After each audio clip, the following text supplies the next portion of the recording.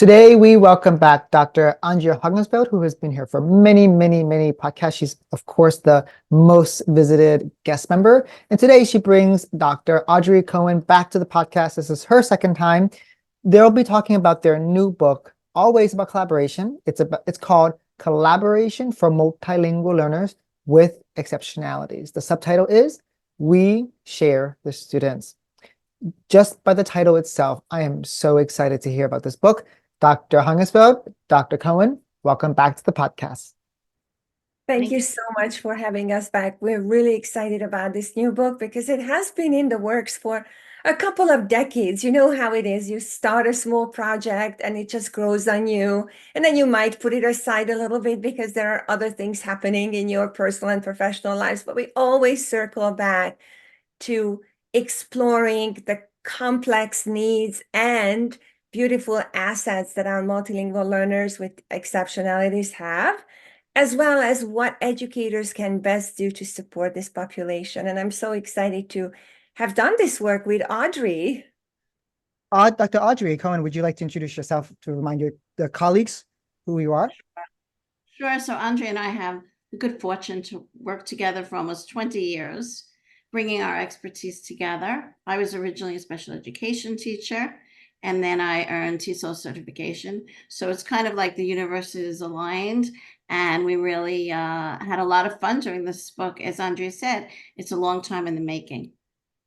Well, we have been waiting for this book. There are a few books out there on students, multilingual learners who have special education designation, but there is no book out there about specifically in collaboration. And Dr. Hungersfeld, we know that you're an expert on that. And so just to put the two assets together that Dr. Cohen has brought together and what you have brought together is perfect. We have been waiting for this book.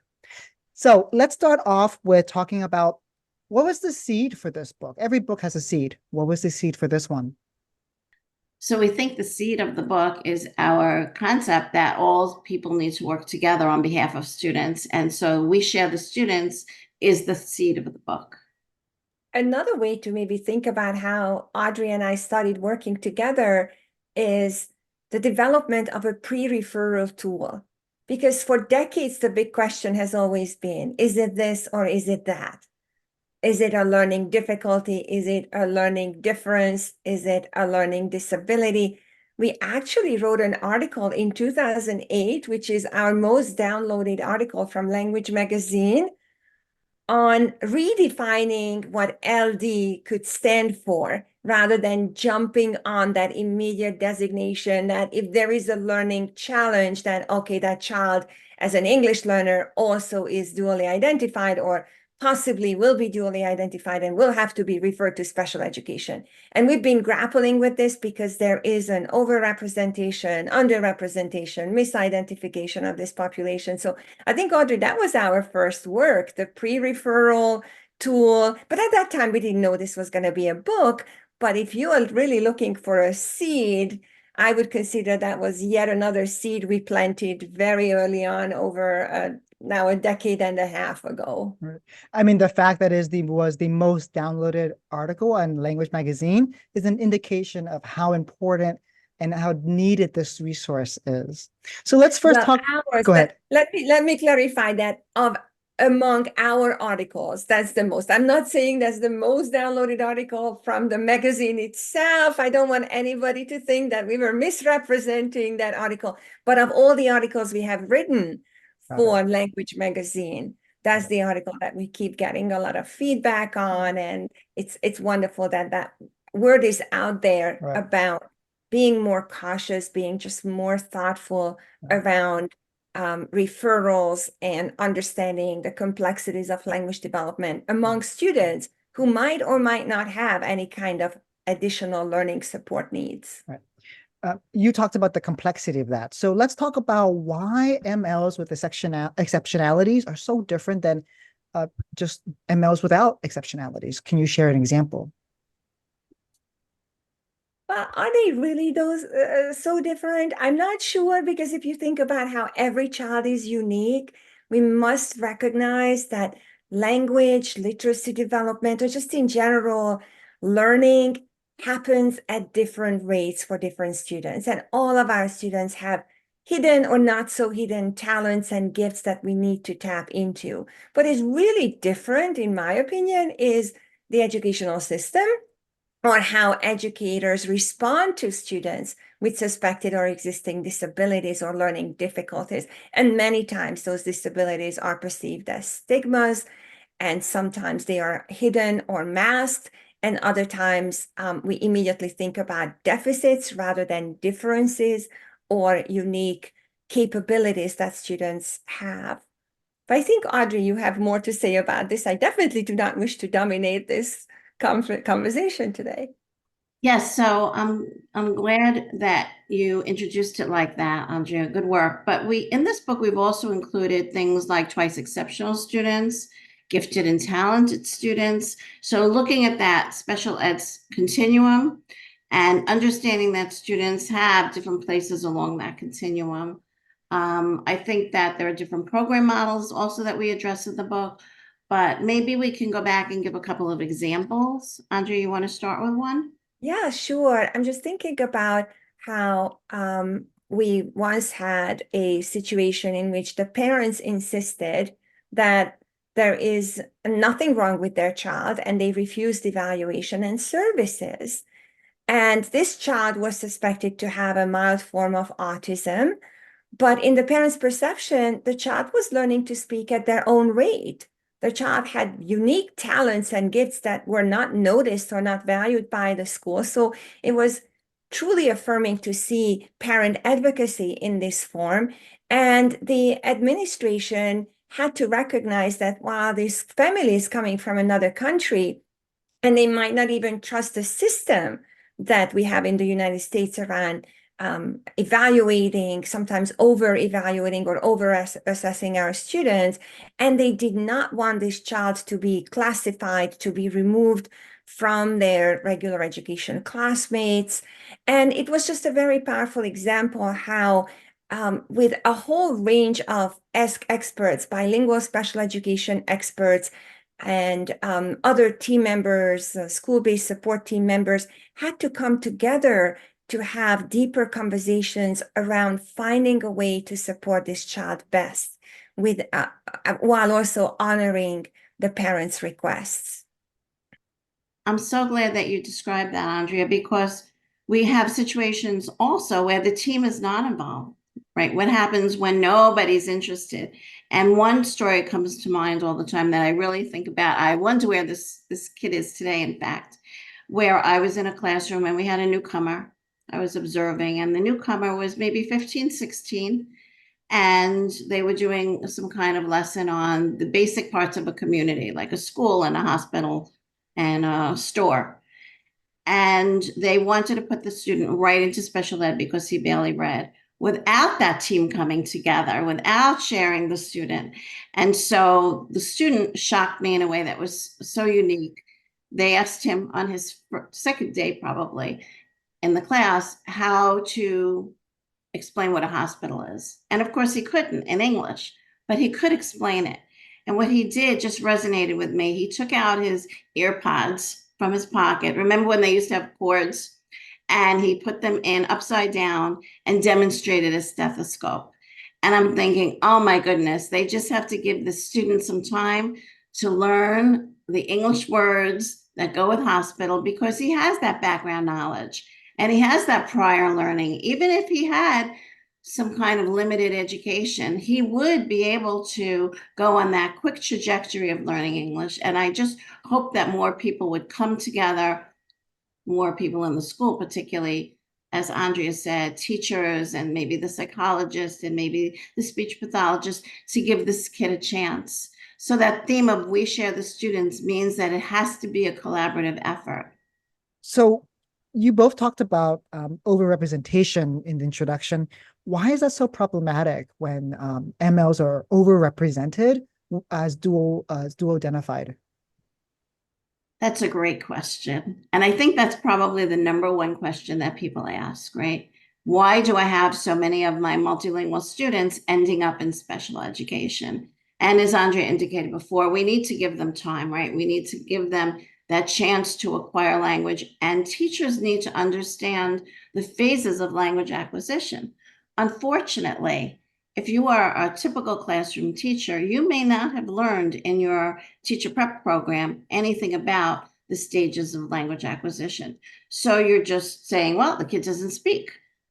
And I think that that's one of the reasons we came together, to take that special education background and that TESOL background and merge them into an understanding. And we've tried to infuse that into our book. The misrepresentation is another example, but I think the one that we deal with the most is the overrepresentation, which really impacts the philosophy of how a school operates. I think sometimes also with the best of intention, we want to service our students. We have seen this in quite a few school districts where resources are available. So there is a big special education department. There are highly qualified educators who, with the best of intention, want to bring services to our students. But what happens is that some of these students then end up getting academic intervention, AIS services. Maybe they get speech language support from the speech language teacher. They might even have some OT and PT needs identified with small motor hand coordination and so forth. So before we notice, the children, some of them, are getting so many different services that they become what a particular teacher we worked with referred to as revolving door kids. They come and go, and they get so many services, not realizing that some of those services might be the result of over-identification.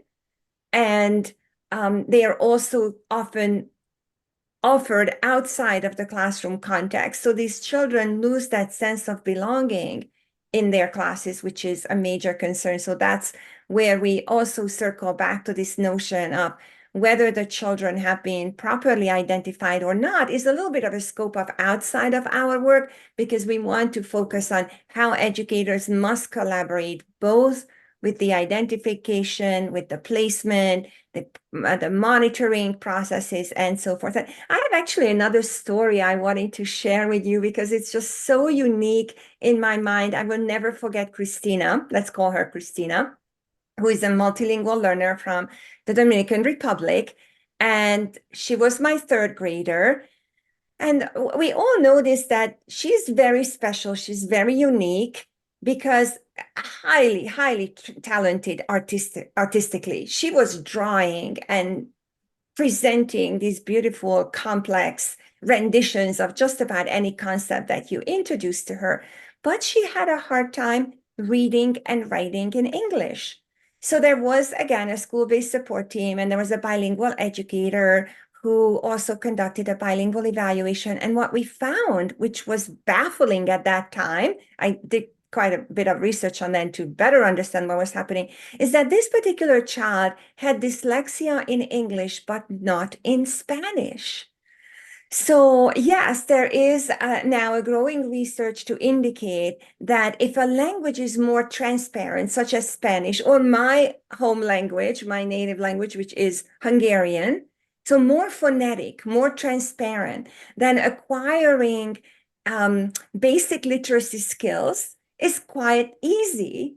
And there is no sign of dyslexia or any kind of learning or reading difficulty, because there aren't irregularities or inconsistencies in these languages, whereas English is referred to as opaque. I like that designation as an opaque language with a lot of irregularities and inconsistencies.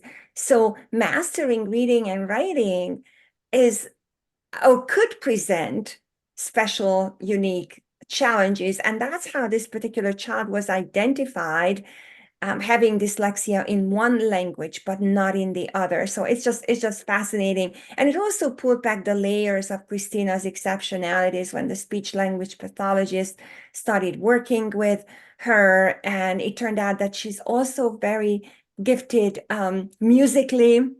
So through some strategies connected to the rhyme and rhythm that we discover in English as something very special, Christina's unique needs were responded to.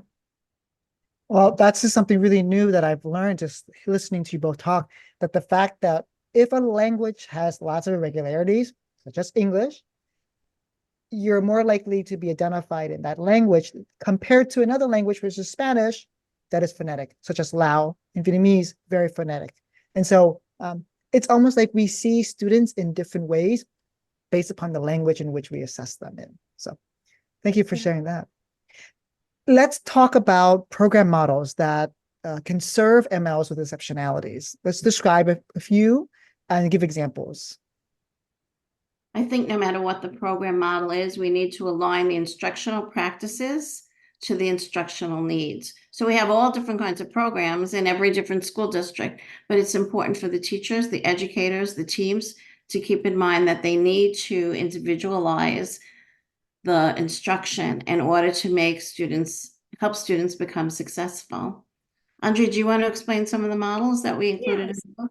Sure. So if you think about program models that support multilingual learners, there's a range of them available in any context, both in the United States and internationally. If you think about bilingual programs or dual language programs are really blossoming and growing, recognizing language as an asset, like recognizing multilingualism as a goal, not something that we have to overcome, but something that we have to nurture. So bilingual and dual language programs are critical to be more asset-based and more strengths-based in our program designs. And then we continue to have the collaborative or integrated models growing, in which, again, we recognize that rather than focusing on language development alone, can we integrate content and language and accelerate learning that way, because we are focusing on both how the students are developing their basic or their growing, expanding languages and literacies, as well as how they must attain grade appropriate content in science, social studies, math, and so forth. And there continues to be a strong need for standalone English language development programs as well.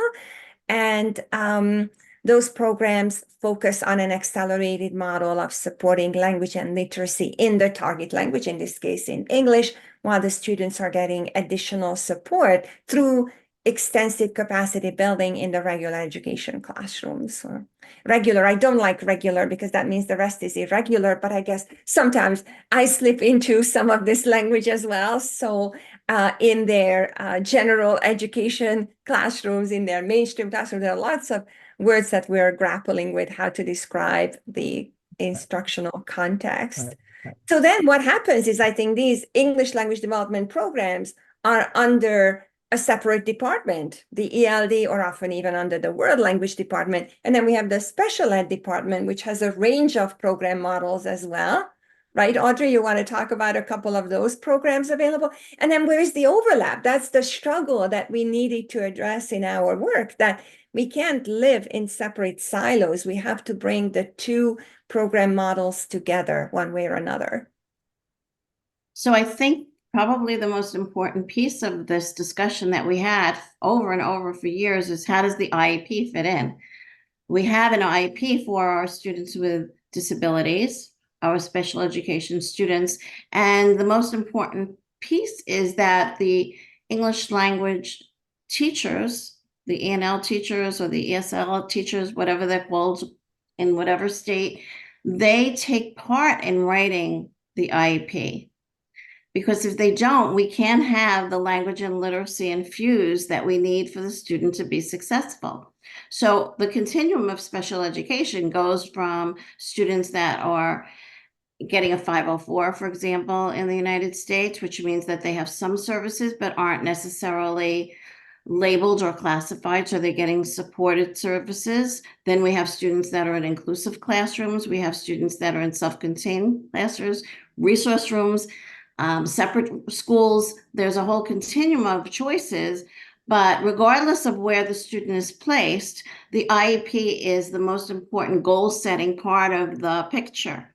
And so everybody needs to be a part of that document, including parents, often students, and that will help the roadmap, in other words.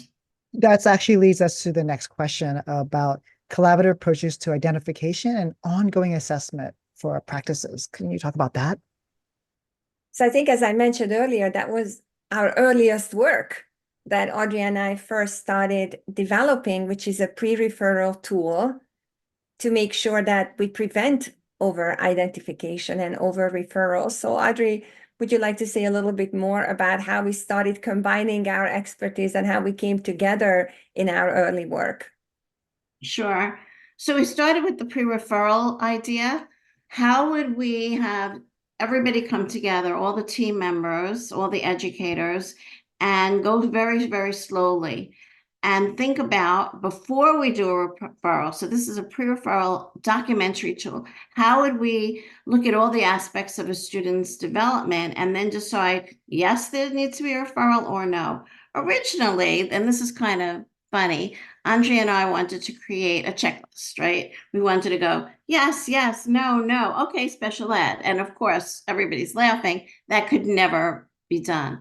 So we created this documentary tool, which needed input from so many different constituencies in order to determine whether or not the child should just simply have a special education referral. And it has language questions on it. It has home language questions on it. It has birth questions on it, family questions on it, culture questions. And then, most interesting to me, it has questions about the child's ability to perform in the classroom. Are the needs persistent? In other words, does the teacher teach something and need to reteach it, teach it in another way, come back to it, and the child may not remember? So the resistant, persistent kinds of behaviors are the ones that we want teachers to look for. And we've included all this in our book, as well as ideas for differentiating activities so that our multilingual learners with exceptionalities can be productive in any kind of classroom, mostly in inclusive classrooms. And then when it comes to ongoing assessment practices, as you know, Dr. Margot Gottlieb's work very well. We borrowed her framework of assessment as for and of learning to be applicable to all contexts, including working with multilingual learners with exceptionalities, and how to guide our ongoing assessment practices through those phases, through those dimensions of assessment, to get multiple perspectives, multiple access points, to support teacher and student agency. So rather than looking at multilingual learners with exceptionalities as those poor kids, they need our help, we need to save them, we need to do this or that, instead, we strongly advocate and argue for a more student-centered approach in which we don't give students agency because they already have their agency, but we nurture their agency and we honor their way of learning. I think that we also have expectations that our students with disabilities or multilingual learners with exceptionalities are going to meet or exceed grade and age expectations. We do not encourage any watering down of any kind of curriculum. And for that reason, we've included UDL in this book as well. So I'm going to let Andrea talk a little bit about that. Well, UDL is actually at the core of the entire book, and we know that there are a handful of resources addressing UDL for English learners, multilingual learners, but probably we're the first ones to systematically weave through UDL to make sure that this becomes an identity-affirming framework for multilingual learners. So we're adding new dimensions. We're honoring the system that UDL created, but we're enhancing and adding new dimensions to it to focus on multilingual learners. And that was truly important to us throughout every chapter, whether it's the assessment or the co-planning framework that we are presenting with UDL at the core, but content and language integration and the IEP or 504 integration also present in this process. Or when we talk about co-teaching or coordinated teaching, we're introducing a new concept, which we'll be very happy to talk about in a moment. So how UDL is woven throughout the book was a very exciting challenge for us. And we had several critical friends. We want to give them a huge shout out to Donna Sacco and Callie Cray. And Callie Cray is a UDL expert who was truly our critical friend to make sure that we are not presenting or not interpreting anything related to UDL in a way that is not strictly aligned both to research and evidence-based classroom practice. Let's pull back that a little bit. Can you talk about what is UDL? Then give it as an example of what that might look like for multilingual learners with exceptionalities. Okay, so the UDL guidelines are readily available from the CAST organization. So we could certainly, I think, Tan, you hyperlink some resources to your podcast. So I think we can definitely hyperlink some critical readings. UDL is a 3x3 framework. I think that would be the best way to describe it very, very briefly to your listeners who might not have come across this framework. There are 3 dimensions of learning, considering how we're going to engage our students with multiple means of engagement. And that focuses on the why of learning. The second dimension is multiple means of representation, which is connected to the recognition networks or the what of learning. And the final dimension is multiple means of action and expression, and that's the how of learning. Just by hearing multiple means, you know immediately, oh, this is good for me. Because when I work with multilingual learners, that notion of not having one right answer, not having one set of strategies or one set of quick fixes, is immediately inviting us to consider UDL as a viable framework, not just for students with special education needs, but multilingual learners as well. So I said it was a 3x3 design. So the other 3 dimensions, so think about as a crossover system, the other 3 dimensions of UDL as a set of learning guidelines focus on how students access, how they build, and how they internalize new and difficult information. And what we liked most about it, but I'm going to let Audrey also speak to it so that she might have a different dimension of UDL that she really likes. I just love this repetition of multiple means, multiple meaningful opportunities, multiple access points, multiple resources, multiple tools, multiple media or other methods of communication, you name it, there's always choice and voice embedded in this system. But what is largely absent from the original UDL design is specific focus on multilingualism or multilingual development. I think that we need to really focus on the instructional resources. Sometimes we separate in our minds when we work with students, this group of resources for one student, this group of resources for another. And by using the UDL framework in the way that we did, we've made it very inclusive. And we want teachers, we hope that teachers are going to say, this makes sense. We're working too hard right now. How can we make it a little easier by using the UDL framework for all students?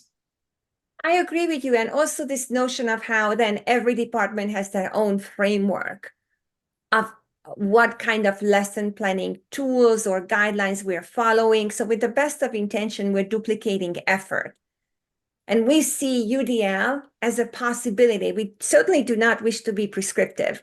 We're not saying ever in our work that you have to do this or else nothing is going to work for this population. But it's an invitation to educators to consider, could UDL be that common framework so that you could share the students, share the work, share both the joys and the challenges of working with this population by having an anchor framework that supports both multilingual learners with and without disabilities or exceptionalities, and other students in the class or school community who will also need to be challenged in multiple ways. I mean, I think that's the hallmark of your books you've written, and every single book you have a framework. And that's what I noticed the pattern. And so when I was reading this book, I'm like, yes, I know there's going to be a framework that's going to be embedded, but that's going to be tweaked and written specifically, designed specifically for multilingual learners, and you did that here with UDL. So thank you.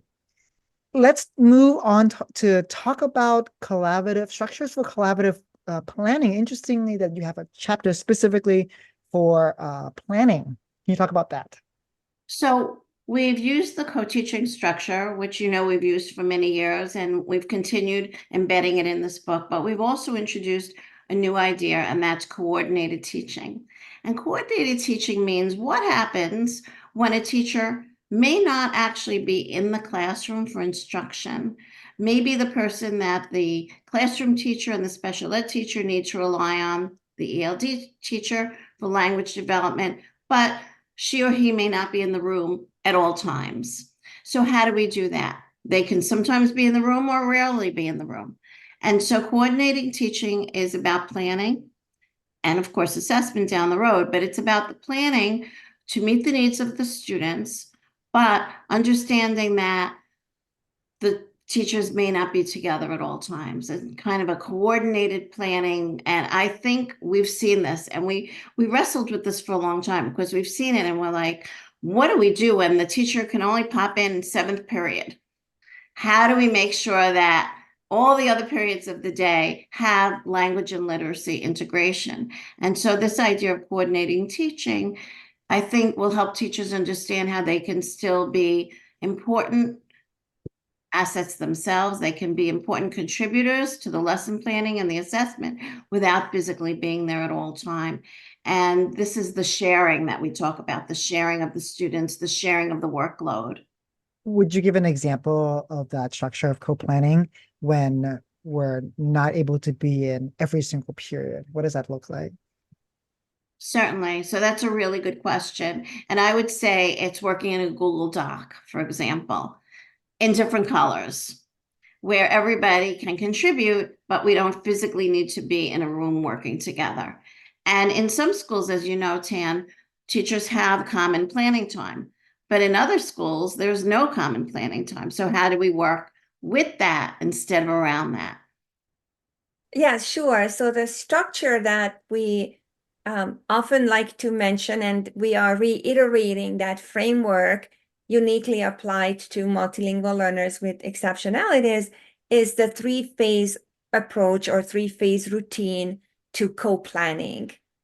And that consists of pre-planning, when the participating educators, especially if it's a 3-way participation, the special educator or the teacher of gifted and talented educator with the English language development educator and the classroom teacher have, as Audrey suggested, a shared document. And within that shared document, they start jotting down some overarching goals and needs. Do you want to continue with that, Audrey? You want to share more about this pre-plan, co-plan, post-plan cycle or routine that is actionable and doable because of what Audrey mentioned, that limited co-planning time is the reality. We want to live in the real world, and it also has to be sort of a time saver. So please go ahead. Okay, so co-planning is, of course, when teachers decide what they're going to plan, and they can, as I mentioned, they can sometimes be in the room together or they can do it virtually. The most important thing I think about co-planning is that it's precise, that they really try to figure out what they want to accomplish in the time limit that they have. And very often people think, at least I think they think, that co-teaching is the most important element, but no, I believe it's the co-planning. Good co-planning will allow the lessons to be successful. So we have co-planning. Then, of course, we have the actual co-teaching, where in co-teaching models, everybody's in the room. In coordinated teaching, everyone may not be in the room. And then we have co-assessment at the end, where it's very important to see whether or not the students have achieved what we want them to do. And that's when we have to compare the objective and the assessment. Within each of those phases, reflection, constant conversation is important. Jotting down what I saw, maybe just walking around and making notes for another teacher, especially if they're not in the room during coordinated teaching. What do I need you to know? What do I want to share with you? And so this model that Andrea and I have worked on, Andrea mostly with Maria Dove and with Carrie McDermott, this model's been around for quite a while, but I think that each time we work on a project, it gets a little tighter, a little firmer, a little better, and we're able to explain to teachers, suggest and encourage to teachers that the more that they share in the learning process, the more success they will have. What do you teachers usually when they have a limited amount of time to co-plan, what do you ask them to consider doing, prioritizing during co-planning?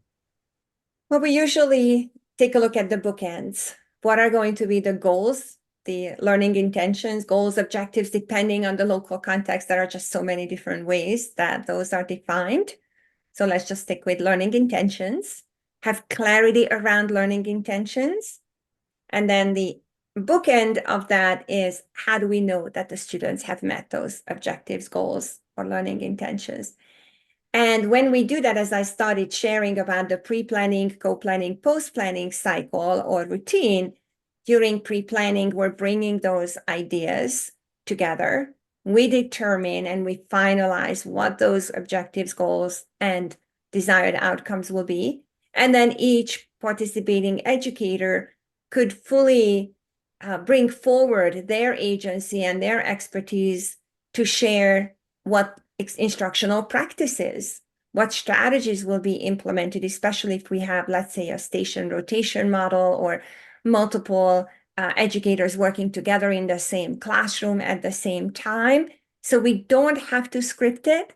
We don't have to box ourselves into what everybody is doing exactly in a prescriptive way, as long as we are working towards the same clear goals for our students. So we need to honor what I think we recently found in an EdWeek article, that educators usually make 1,500 decisions a day. So yes, I think we can hyperlink that article as well to the blog. It was just fascinating to be able to cite that. No idea how they measure that, but I think most educators would agree that yes, we do make hundreds and hundreds of decisions. So collaboration cannot be scripted. It cannot be boxed into, as Audrey mentioned earlier. You cannot create a tight checklist for anything that we do because it's so fluid, it's so dynamic.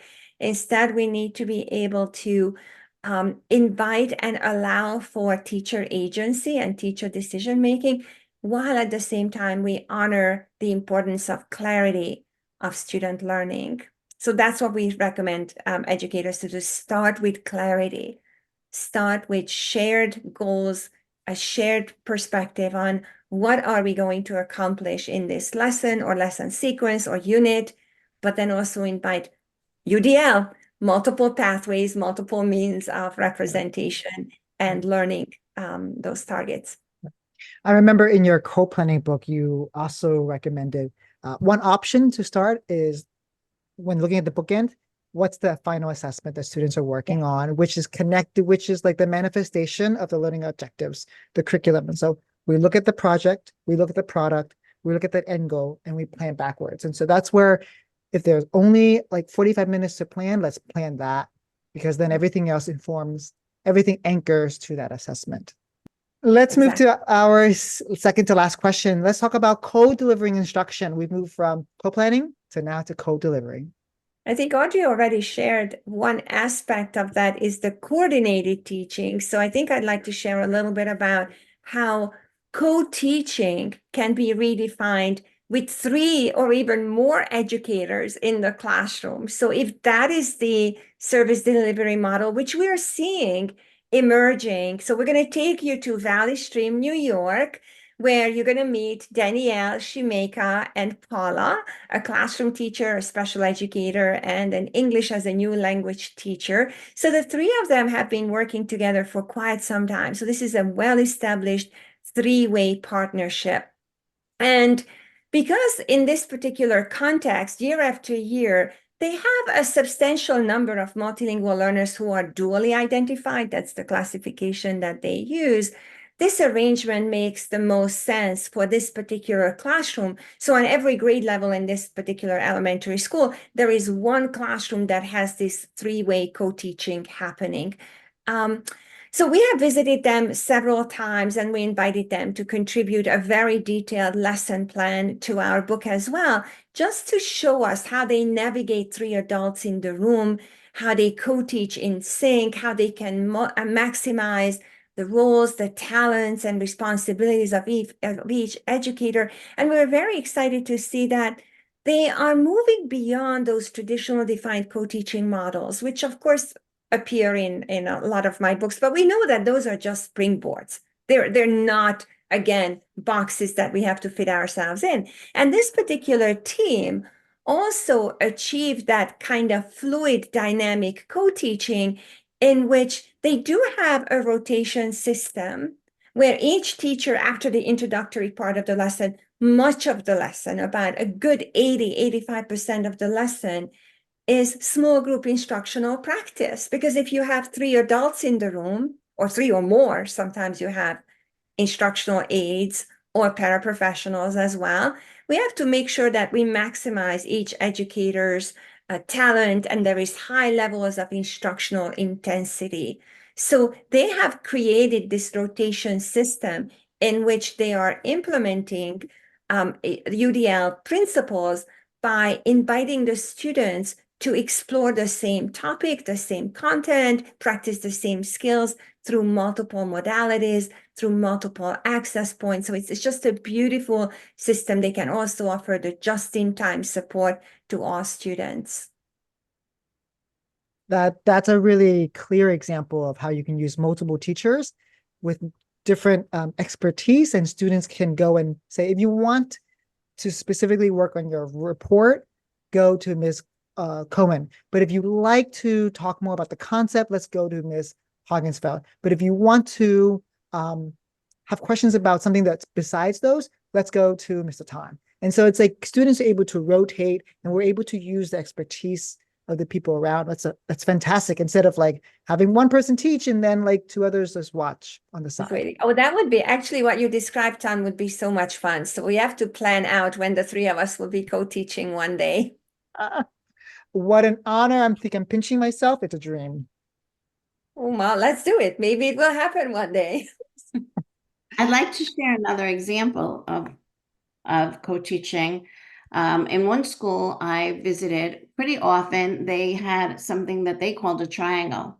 So very similar to what Andrea was talking about, with 3 teachers working together, 3 different distinct expertise, the ENL teacher, the special education teacher, and the classroom teacher. What they did in this school is they pulled everybody together for PD, and they did it across and between grades. So the whole middle school for English language arts was involved. And this was highly successful because everybody knew what was coming before, what students learned before, and what they're going to be expected to learn next.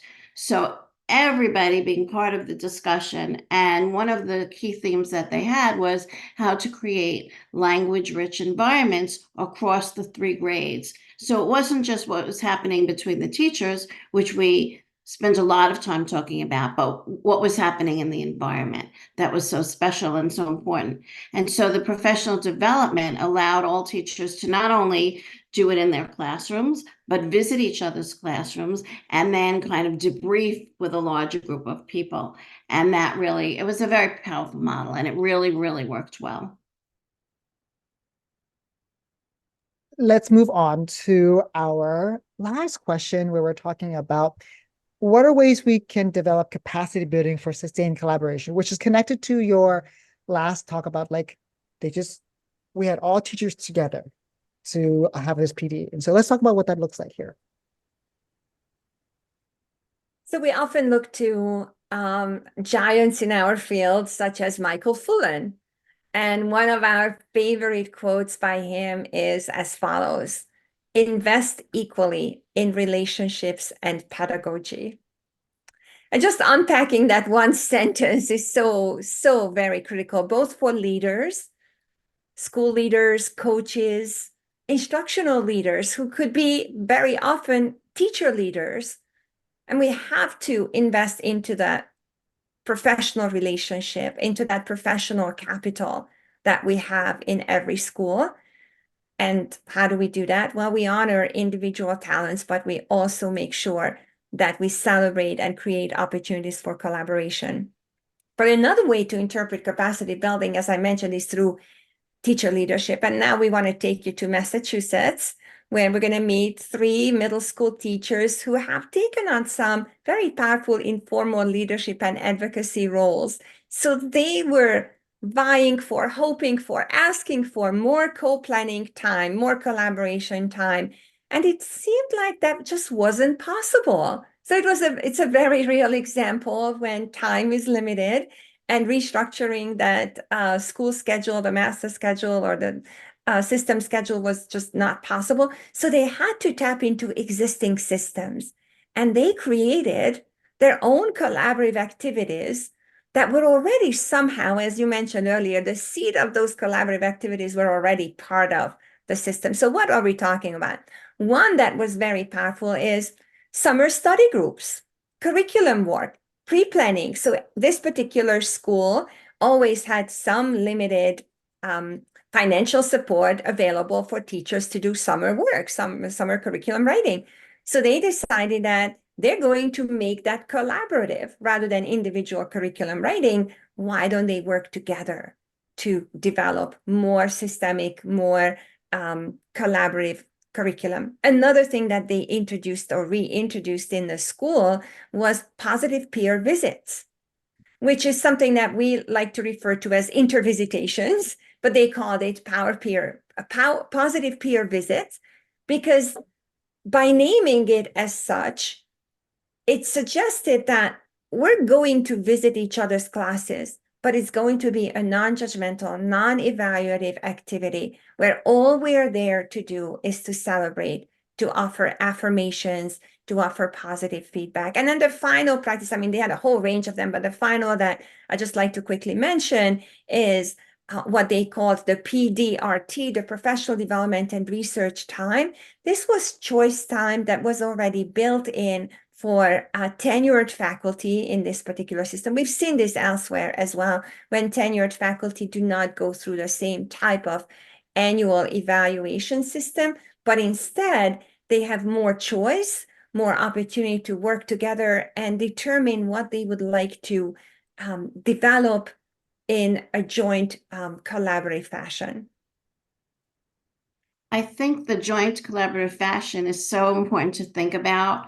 Leanne Young says we need universally welcoming environments, and especially students who find themselves in special education programs often say that they don't feel welcome. So how do we include, how are we inclusive? How do we create learning experiences, school experiences that foster success? And how do we recognize typical child development and academic milestones? Because if we don't do that, then we're going to be frustrated trying to meet the needs of our special education students, multilingual learners with exceptionalities. So I think there's a whole host of things that we need to do to create that welcoming environment, and that would include understanding the students. We can't forget that some of our multilingual learners come from extreme living conditions. They might be refugees, they might be immigrants, they might have poverty. Some of our students struggle with outside family situations. So we have to bring those school experiences, the home experiences, the multi-discipline, multi-dimensional identities of students to the forefront when we do our planning, when we do our collaborative work together.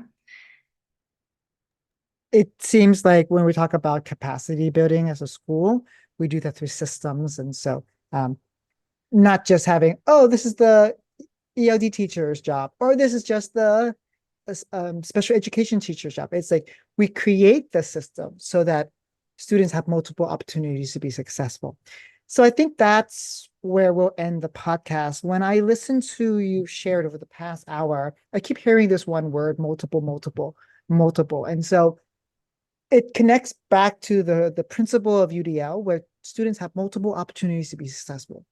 And now adding to multilingualism, to multilinguals, we're saying, let's involve multiple people, their assets, to create a system, to create an environment where students are successful.